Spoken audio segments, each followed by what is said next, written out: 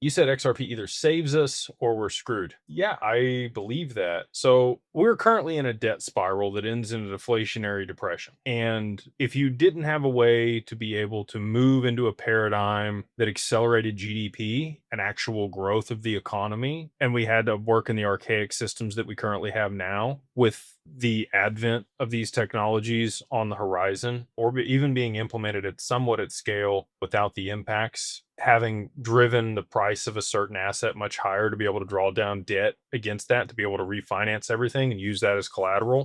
Japan's been in this position for the past 2.5, 3 decades. They're called lost decades. They've been in stagflation.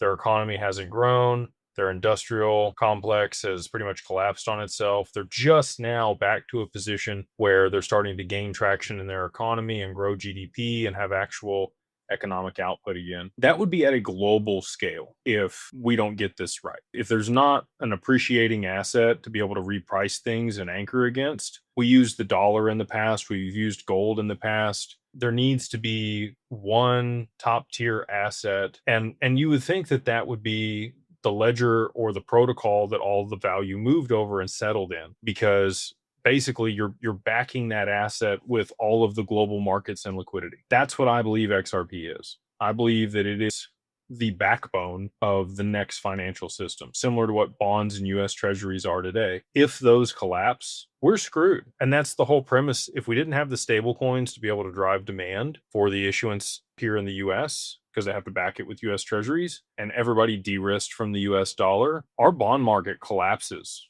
We default on the debt because we can't service it without printing so much money that we collapse our own currency. So this is the only way out. It's backed into a corner. I think BlackRock and the G7 and many other people have been working on this for multiple decades, far further out than people really understand. We got Ryan Fruger, in 2004, and many, many things happening since then to be able to get this to market and scale and the adoption that we currently see today. And I think that BlackRock and Ripple are much more tightly coupled than people realize, because that's what BlackRock was tapped to do.